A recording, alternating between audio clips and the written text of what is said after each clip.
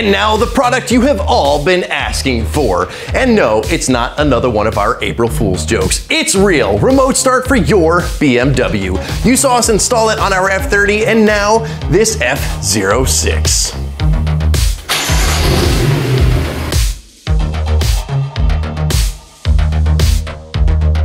That's right, remote start for your BMW is here. Jarret is going to be showing you how to install it in this F06, but first, let's learn a little bit more about this product. For a full video on what the product has to offer, click the link in the description, but since this is just an installation video, let's learn a little bit just about the basics.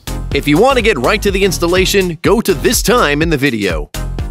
After you get your remote start installed, you'll be able to take full advantage of what newer BMWs have. This is compatible with most F and G series BMWs produced after 2012. In order to check if your car is compatible, go to the product page and decode your VIN, link in the description. To start your BMW, simply hit the lock button on your key fob 3 times and it will start.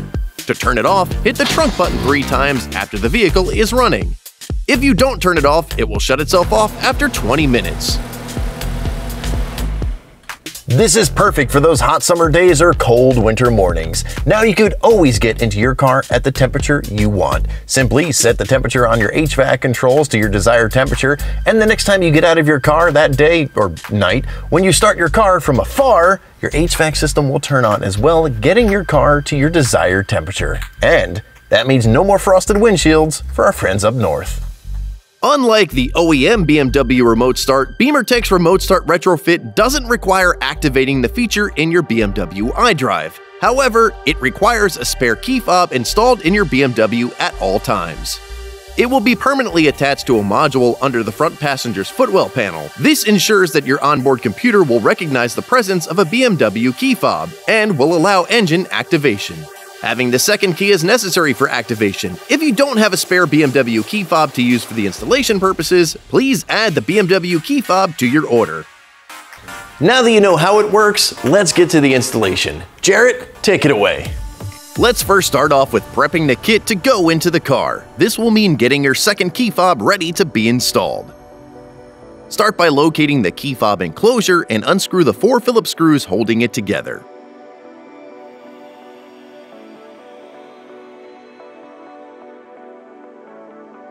Once open, remove the circuit board.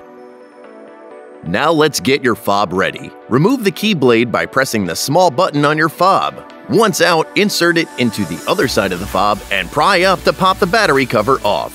Use a small tool or your finger to pop the battery out. Take the permanent power supply and insert the green side up in the battery tray of the fob.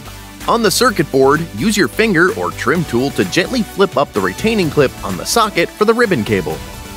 Gently insert the ribbon cable into the socket. Tweezers may help.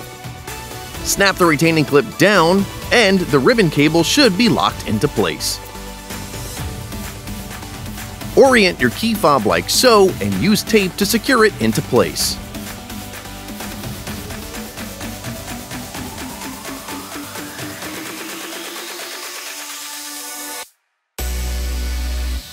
Place the circuit board with the key fob back into the enclosure and screw it back together.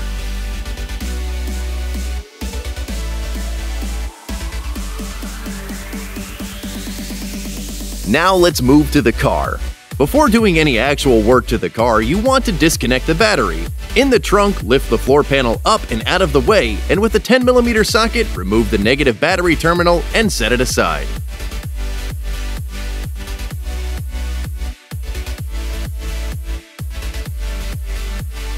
Now the actual installation. We have to remove some trim on the inside. First, with the T20 bit, remove the screw in this side panel, then pop the panel out.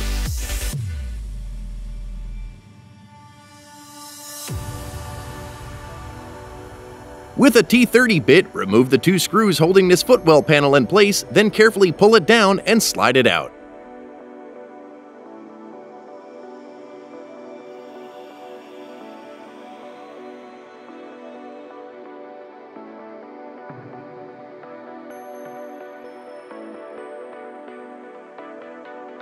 Disconnect the speaker and light by pulling the cables out.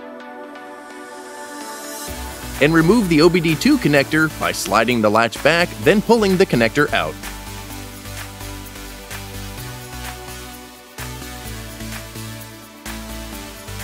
The last part is the airbag. While your battery is disconnected, we suggest never unplugging the airbag if you don't have to. To get this panel further out of the way, pull out this retaining clip, and while leaving the airbag connected, slide the panel away for more room. Now we have to tap into the brake pedal. Look up and locate this white 4-pin connector. Give it a firm tug to pull it out.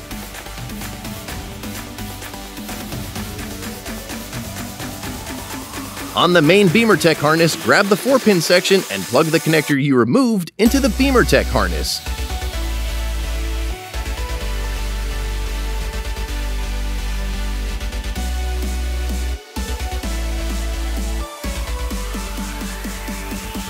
And plug the other end into where the white connector originally went.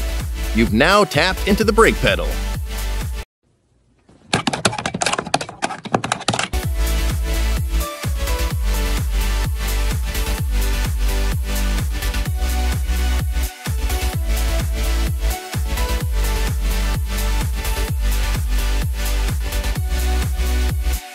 Now we need to do a little repinning. Locate this black connector with white arm. To remove it, press down on the tab locking the arm down. Once depressed, rotate the arm down and remove the connector.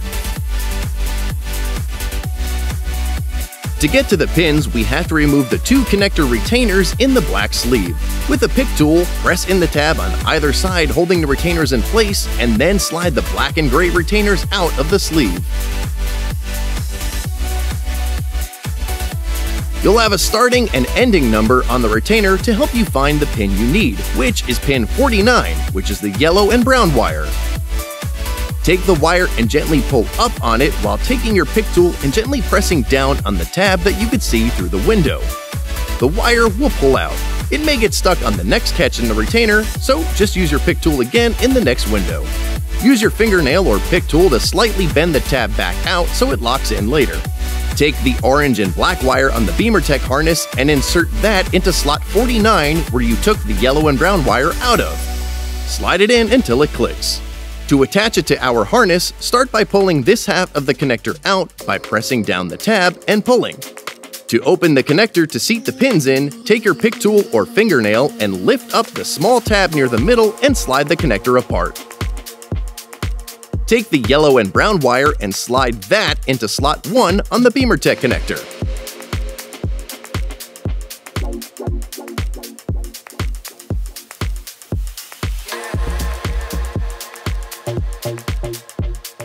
Now we need to remove pin 48, which is the yellow and red wire. Like the other pin, get tension on the wire and use your pick tool to press down the tab and pull.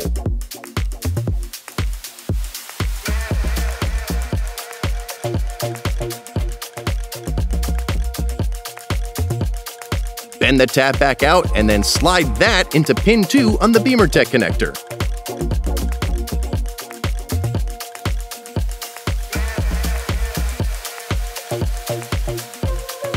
Take the last wire in this group, which is the orange one on the BimmerTech harness, and snap that into slot 48.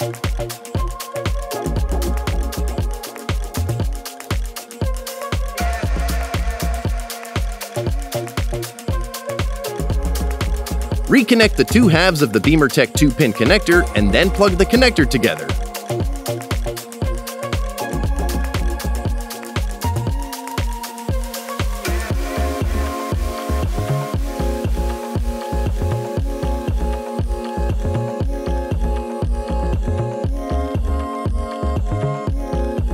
After that, slide the 2 pin retainers back into the sleeve.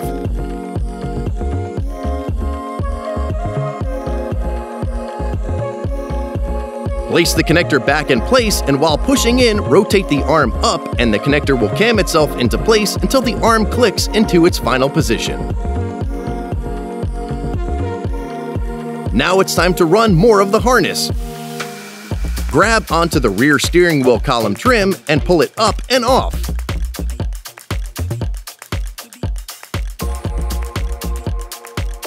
Using a trim tool, begin to pry off the main center trim.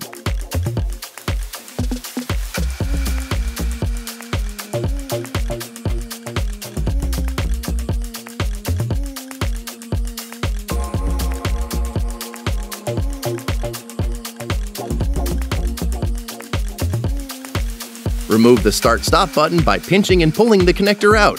To make things easier to work around, remove the other connectors as well so we could set the trim aside.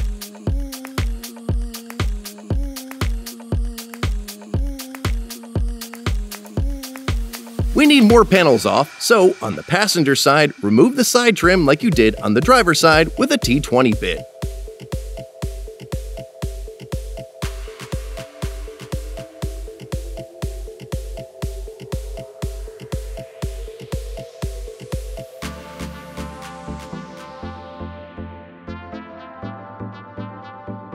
If any of the pins stay behind, pop them out with a BimmerTech trim tool and insert them back into the trim for reinstallation later.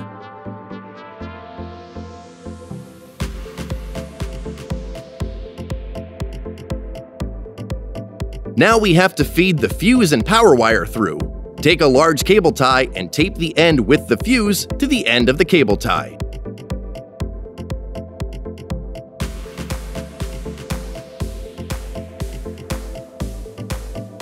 Feed it through from one side of the car to the other.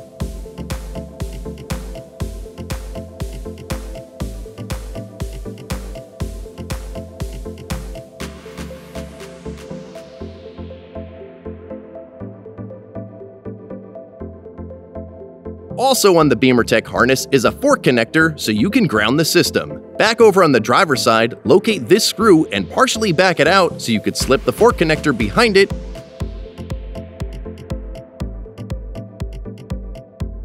screw it back down, and successfully ground it.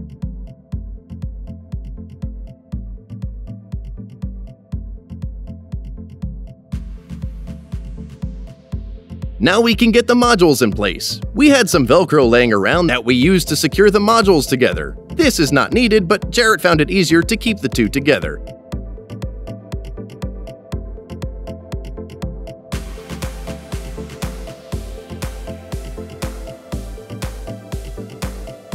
Take the key fob harness and plug one side into the key fob module and the other side into the main control module. Use cable ties to tidy up the extra slack.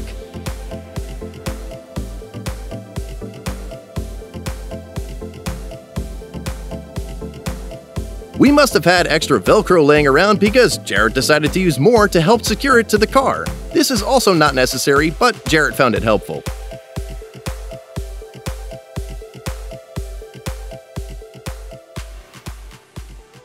Before installation, make sure you plug the main 18-pin connector from the BimmerTech harness into the main control module.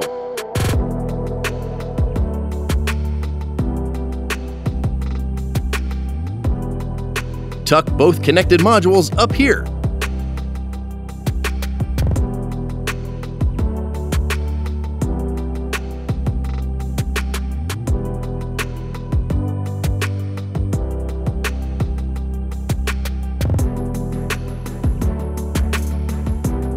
The module only starts the engine when the signal from the first key, the one in the pocket, is caught. After pressing the lock on the key 3 times, the second key, inside the box, is powered for a short time to be recognized by the car and let the engine start. It is absolutely not possible to start the engine with only the key inside the box, as it doesn't contain a battery. For the start button section of the harness, start by taping it to a large cable tie so we could feed it into place.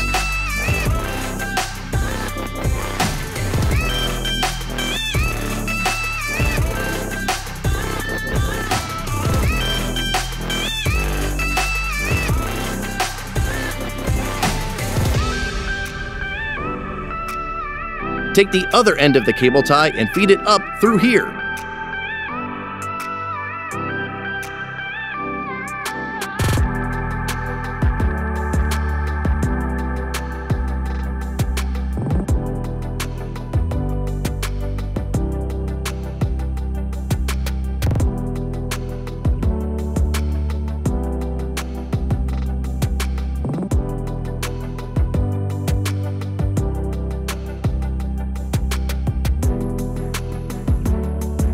Plug the BMW Start-Stop button into the BimmerTech harness like so.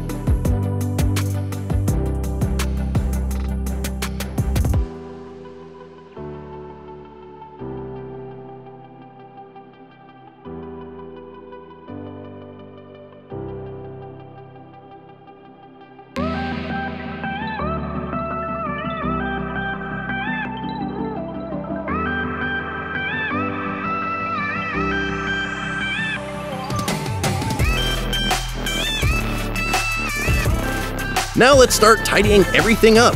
Tuck the power wire out of the way and use a cable tie to clean up everything else.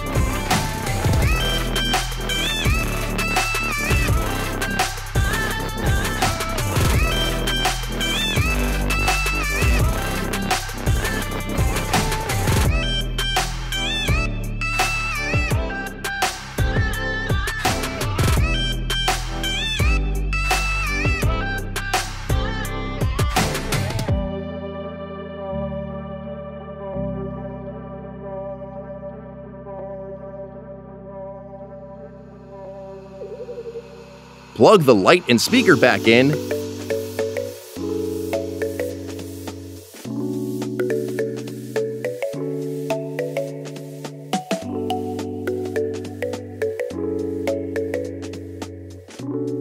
Then, make sure the slide is all the way back and insert the OBD2 port and then push the slide back down to lock it into place.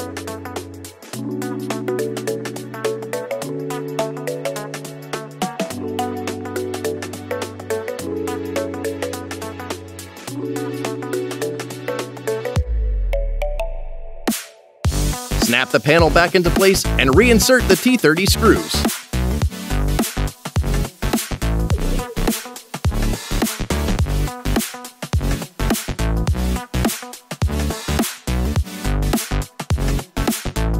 Replace the side trim and replace the T20 screw.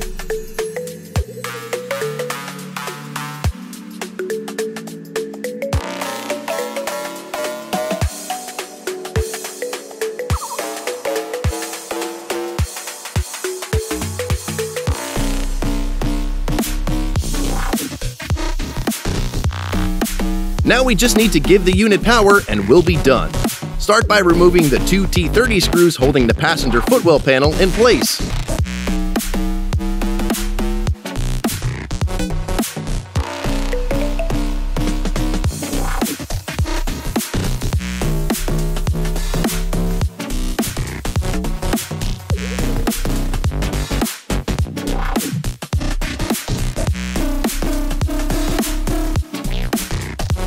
Once free, pull it down and remove everything but the airbag, like on the driver's side.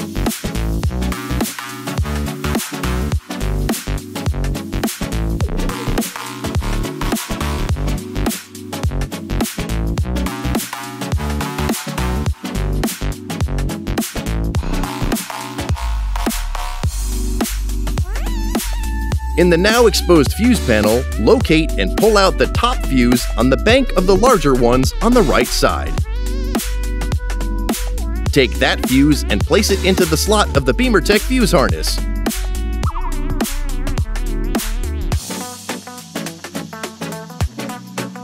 Plug the harness into the fuse port where you just removed the fuse from, and you're done.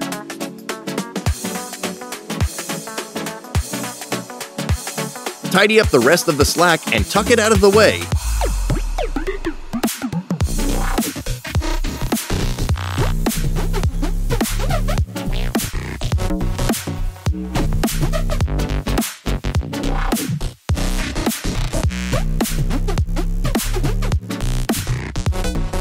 Plug everything back into the panel and put the panel back in place.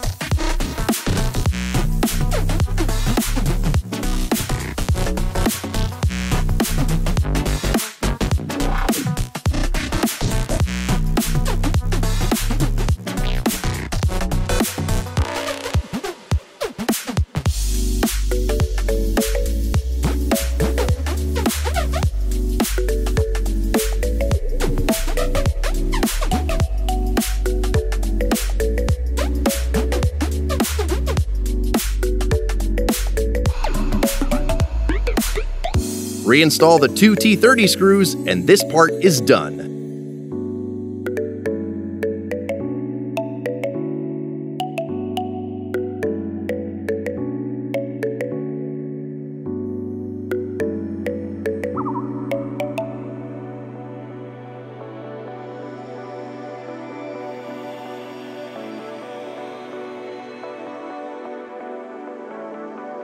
Reinstall the side trim.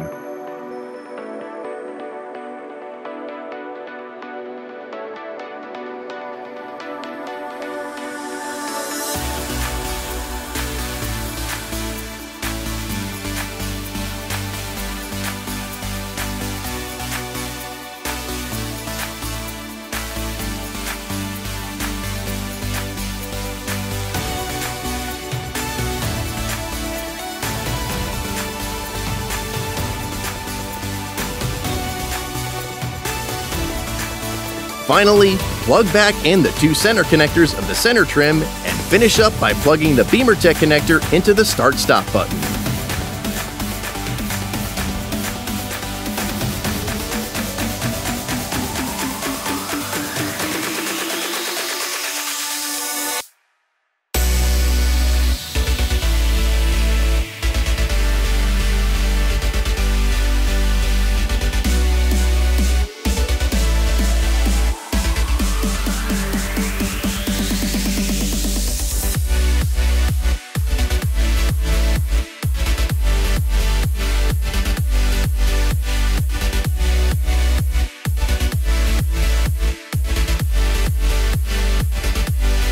Reinstall the trim and replace the steering column lower trim. Reconnect your battery and you're done. And that is how you install BimmerTech's Remote Start on your F06. Do you want this for your car? Head on over to our website and enter your VIN so you can get the right kit for your car. We are constantly developing this kit for more vehicles, so check the description of this video to see if your car is on that list. For more product reviews, tips and tricks, installs, and so much more for BMWs, Minis, and Supras, make sure you subscribe and don't forget to ring that bell. And hey, check us out on Facebook, Instagram, and TikTok as well. Thanks for watching.